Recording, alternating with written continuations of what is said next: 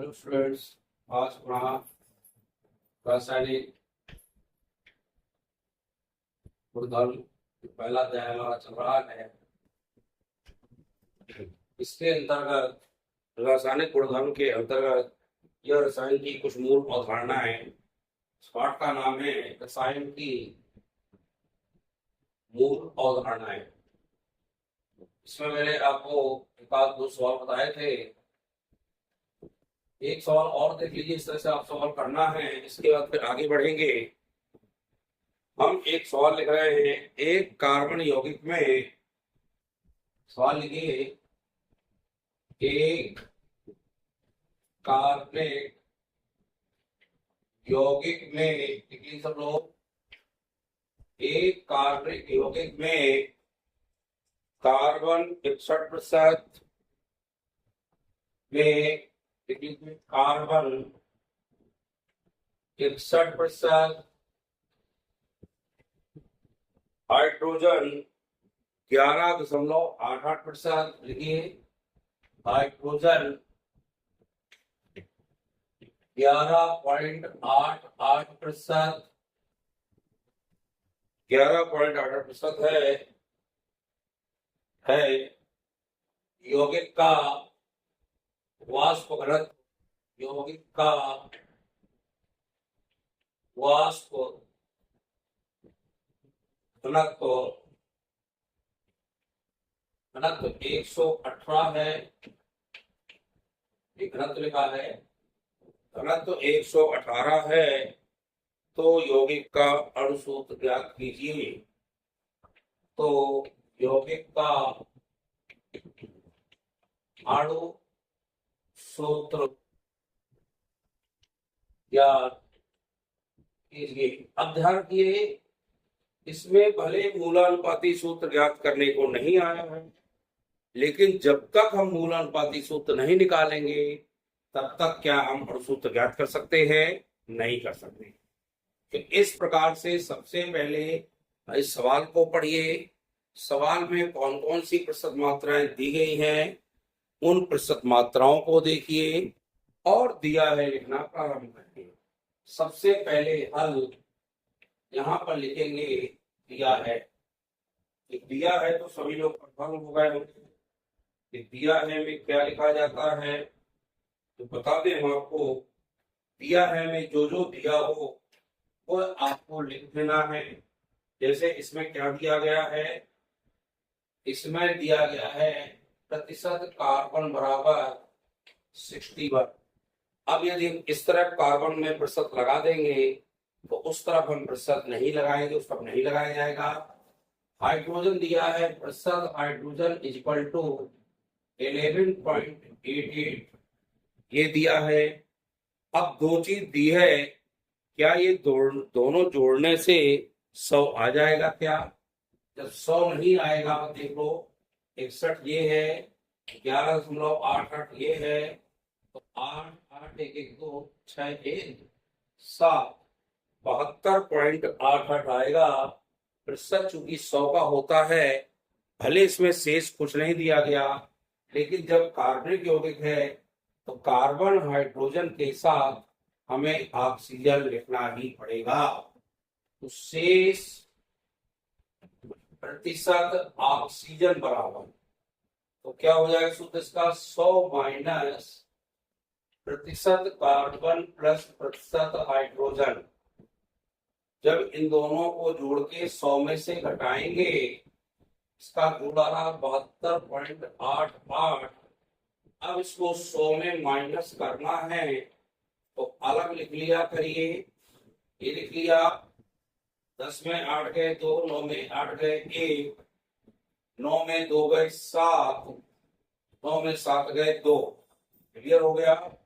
8 2 10 1, 8 2 10 1, 3 7 10 1, 3 7 10, यानी 27.12 ये है हमारी प्रतिशत ऑक्सीजन। क्या आ गई? प्रतिशत ऑक्सीजन आ गया। अब इन तीनों को जोड़ेंगे तो मामला 100 आ जाएगा, यानी हमारा अब यह राइट है कि प्रतिशत 100 का हो गया। तो ये रफ में करना है, यहाँ आपको हटा दिया हमने। अब तो क्या दिया है, वाष्प घनत्व दिया है, वाष्प घनत्व बराबर कितना दिया है 59। क्या ज्ञात करना है, अणु सूत्र। हमने बताया है अणु सूत्र तभी ज्ञात होगा जब हम मूलानुपाती सूत्र निकालेंगे। क्या निकालेंगे, मूलानुपाती सूत्र। मूलानुपाती सूत्र निकालेंगे, उसका सूत्र द्रव्यमान निकालेंगे, अणु द्रव्यमान निकालेंगे, तभी हम अणु सूत्र निकाल सकते हैं। अणु सूत्र तभी निकाल पाएंगे जब हमारा मूलानुपाती सूत्र ज्ञात हो जाएगा। मूलानुपाती सूत्र के बाद उसका सूत्र द्रव्यमान ज्ञात कर लेंगे। सूत्र द्रव्यमान के बाद हमें अणु द्रव्यमान ज्ञात करना है। अणु द्रव्यमान का सूत्र बताया था मैंने आपको, वाष्प घनत्व गुणे 2 होता है। जब अणु द्रव्यमान निकालेंगे तो n की संख्या निकालेंगे। जब n की संख्या निकल आएगी तो अणु सूत्र निकाल देंगे। मूलानुपाती सूत्र का होल n जो आएगा उसका मान रख के उसका आंसर निकाल लेंगे। ये आपको क्लियर हो गया होगा। अब इसके बाद अपन क्या करते हैं, एक सारणी तैयार करते हैं जिसमें हमें यह पूरा सवाल ज्ञात होना है। बना ले सारणी, ये आपको याद रहेगा। 27.1 लिख लेते हैं अपन। 27.1 लिख लेते हैं। शेष प्रसाद ऑक्सीजन बराबर 27.12। क्लियर। अब हम सारणी बना लें बेटा। स्टूडेंट ध्यान रखिए, सारणी में पहले क्रमांक, यहाँ पे आएगा तत्व का नाम, यहाँ आएगा उसका सिंबल यानी प्रतीक तत्व का। फिर क्या निकालेंगे, फिर हमें क्या दिया है, प्रतिशत मात्रा। यहाँ प्रतिशत मात्रा जो दी वो लिख लेंगे। फिर परमाणु का द्रव्यमान या तत्व का द्रव्यमान, द्रव्यमान कितना है उसका, इसका तत्व का द्रव्यमान। फिर निकालेंगे परमाणुओं की, क्या निकालते हैं आपको पता है, परमाणुओं की आपेक्षिक संख्या कैसे निकालते हैं ये भी मैंने बताया था। आपेक्षिक संख्या के लिए प्रतिशत मात्रा में द्रव्यमान का भाग देते हैं। अपेक्षक संख्या के बाद क्या निकलेगा हमारा, सरलतम अनुपात। और सरलतम अनुपात यदि दशमलव में आ रहा है तो उसका निकालेंगे अंत में सरलतम पूर्णांक। यहाँ लिख सकते हैं सरलतम पूर्णांक। ये हमारी सारणी है। ये सारणी आपको 2-3 बार लिखोगे तो सारणी पूरी आपको रट जाएगी। ये बहुत इंपॉर्टेंट सवाल है, परीक्षा में अक्सर पूछे जाते हैं, बनना चाहिए। तत्व का नाम पहला क्या है स्टूडेंट, कार्बन है। दूसरा क्या है, हाइड्रोजन है। तीसरा क्या निकला था, ऑक्सीजन है। ये हमने तत्व के नाम लिख दिए ना। जब तत्व के नाम लिखेंगे आगे हमें विक्रिया लिखना है। इसका सिंबल सी, इसका एच, इसका ओ। प्रतिशत मात्रा सामने दी है, लिख लीजिए 61, 11.88 और ऑक्सीजन की 27.1। अब द्रव्यमान तो सबके पता है, कार्बन का 12, हाइड्रोजन का 1, ऑक्सीजन का 16। आपेक्षिक संख्या बराबर सूत्र मैंने बताया था, प्रतिशत मात्रा बटे क्या लिखना है आपको, प्रतिशत मात्रा बटे क्या करोगे, द्रव्यमान। प्रतिशत मात्रा बटे द्रव्यमान, प्रतिशत मात्रा 61 बटे 12, 11.88 बटे 1, 27.1 बटे 16। ये हमने लिखा। अब इसके सबके मान निकालना है तो सबसे पहले क्या करें, 12 पंचे 60 बचेगी 1, दशमलव आएगा, 0 आएगा, 10 तो भाग जाएगा ना, 12 भाग में पहुंचा 12 पे लगभग 5.08 आएगा ना। और इसका 1 का भाग दोगे, इसका क्यों आएगा, 1 का भाग 1 बन जाएगा, क्यों आएगा। अब चले हम 27.12 में भाग देना में 16 का, तो 16 एकम 16, 16 एकम 16 आ गया ना, 16 दूनी 32 ज्यादा हो जाएगा ना। अब क्या है, 16 एकम 16 हो गया, कितने बचे 11। तो जब 11 बचेंगी तो 11 भाग 16 25 96, 16 सत्ते 112 ज्यादा हो गया, 16 छक्का 96, 96 जब आ गई तो 111 था, 11 वो 4 वो 15 बचा ना। तो 15 जब बचेगा तो 16 25 16 55 16 सत्ते 16 16 नहीं आ, ये आएगा। दो संख्या दशमलव है तो दशमलव यहां लगा देंगे तो आएगा 1.69। अब हमने बताया था सरल अनुपात निकालने के लिए, याद करिए, इनमें देखेंगे सबसे छोटी संख्या कौन सी है। जो सबसे छोटी संख्या होगी उसका सभी में भाग देंगे। सबसे छोटी देंगे ना यहाँ पे, इसका सम में भाग दे दो। 5.08 बटे 1.69, 11.8 बटे 1.69, 1.69 बटे 1.69, इसका तो भाग एक ही आएगा। अब इनका आपको भाग देना है, भाग दे लीजिए। भाग देंगे जितना निकलेगा, इसका निकलेगा 16 3 48, 3 पॉइंट कुछ निकलेगा। इसका कितना आएगा 16 85 16 छक्का 16 सत्ते 7 बढ़ गए, 7 पॉइंट कुछ निकलेगा। देख लीजिएगा भाग दे करके, जब पॉइंट में कुछ निकलेगा तो थोड़ा सा देख लें। हमने दशमलव के बाद वो देख लिया, तो इसमें भाग किसका देंगे। 16 सत्ते 112, 6 बचेंगे, 16 चौको 64, 4 बार लगभग आएगा ना। साथ हम लोग 4 के सामने लाएगा तो इसका पूर्णांक 7 ही लेंगे। तो 16 पंचे 80, यहाँ पे देखा है कितना है, 16 पंचे 16 3 48, बचेगी 2 बचेगी ना। 16 एकम 16 लगभग 1 आएगा, इसका भी दशमलव के बाद 5 से कम आ रहा है, इसका भी पूर्णांक 3 लेंगे, इसका पूर्णांक वही है।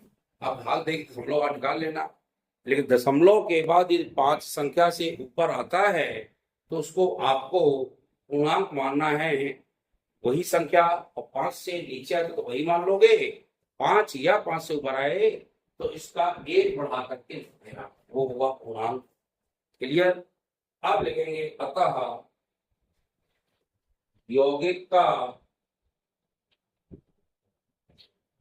मूलानुपाती, मूलानुपाती निकाल रहे हैं पहले अपन, तब मूलानुपाती नहीं होगा तब हम निकाल सकते हैं क्या, वो अनुसूत्र। सी है, सी ने कितने निकले 3, तो C3, X को कितने निकले 7, H7 O निकला 1, एक देंगे। मूलानुपात सूत्र बन गया C3H7O। अब हमें इसका निकालना है मूलानुपाती सूत्र द्रव्यमान। क्या निकालोगे, सूत्र द्रव्यमान। ये भी मैंने बताया था, इसकी परमाणु भार से जोड़ देंगे। 12 3 36, इसका 12 होता है ना, इसका होता है 1 37 7, ऑक्सीजन का 16 36 और 7 हो जाएगा 43, 10 53, 53 6 59। ये कितना निकला है 59, कितना निकला है 59। क्या निकलेगा 59, ये मूलानुपाती सूत्र द्रव्यमान। अब जब मूलानुपाती सूत्र द्रव्यमान ज्ञात हो जाएगा, आगे बढ़ाते सवाल तो उठा रहे हैं, सवाल से कोई मतलब नहीं अपना, सवाल उठाए देते ताकि हम ऊपर सवाल कर सके, आप इसको नोट कर लेंगे। अब ये आपका हो गया 59 निकाला है, ये हमें निकालना है। हम जानते हैं, लिखेंगे हम जानते हैं, क्या जानते हैं, अणु द्रव्यमान बराबर, अणु द्रव्यमान बराबर होता है वाष्प घनत्व मल्टीप्लाई 2, इस सूत्र में मान रख दो। वाष्प घनत्व कितना दिया था 59, 59 गुणे 2 बराबर 118। ये हमारा अणु द्रव्यमान निकल आया। अणु द्रव्यमान के बाद निकालेंगे हम N की संख्या, तो फिर लिखेंगे हम पुनः जानते हैं पुनः जानते हैं n बराबर होता है अणुद्रव्यमान बटे मूलानुपाती सूत्रमान। सूत्र लिख लीजिए, अणु द्रव्यमान बटे मूलानुपाती सूत्र द्रव्यमान पे लिख देना। इस सूत्र में मान रखने पर द्रव्यमान का 118, मूलानुपाती का है 59 दूनी 118 बराबर 2 आ गया। n का मान कितना आया हमारा 2।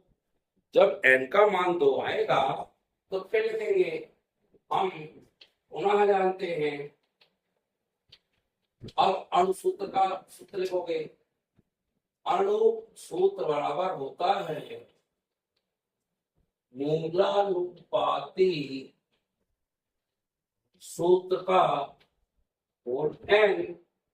फिर मान रखने पर मूल सूत्र कितना C3H7O होल n लिखेंगे तो 2 आएगा। तो 2 आएगा तो का समय गुणा करेंगे, 2 तिहाई 6, सी की आएगा 6, S7 दूनी 14 और O के 2। ये हमारा निकलेगा अणु सूत्र। जब 2 में सबका गुणा करेंगे तो सी के 6 3 दूनी 6 होंगे, इसका 7 दूनी 14 होगा और इसका होगा O के 2 हैं तो 2 में करेंगे का गुणा 2 कम तो C6H14O2 ये निकला हमारा अणु सूत्र और नीचे निकला मूलानुपाती सूत्र।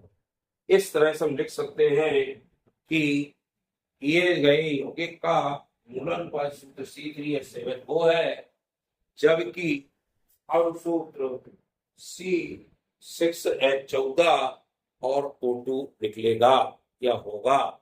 और इसको आंसर लिख दीजिए, ये आपका आंसर हो जाएगा। इस तरह से हमें सबसे पहले मूलानुपाती सूत्र निकालना है सारणी बनाते हुए।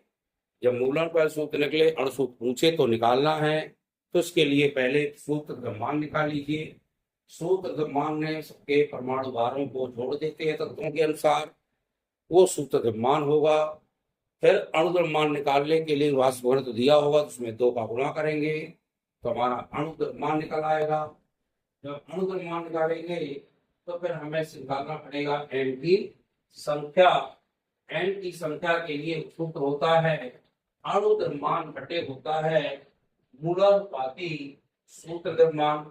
मूलानुपाती सूत्र द्रव्यमान हमने निकाल दिया। अब मूलानुपाती सूत्र द्रव्यमान के बाद हमें याद रखना है, जब मूलानुपाती सूत्र द्रव्यमान निकाल आया तो निकालिए n की संख्या निकाल लिया।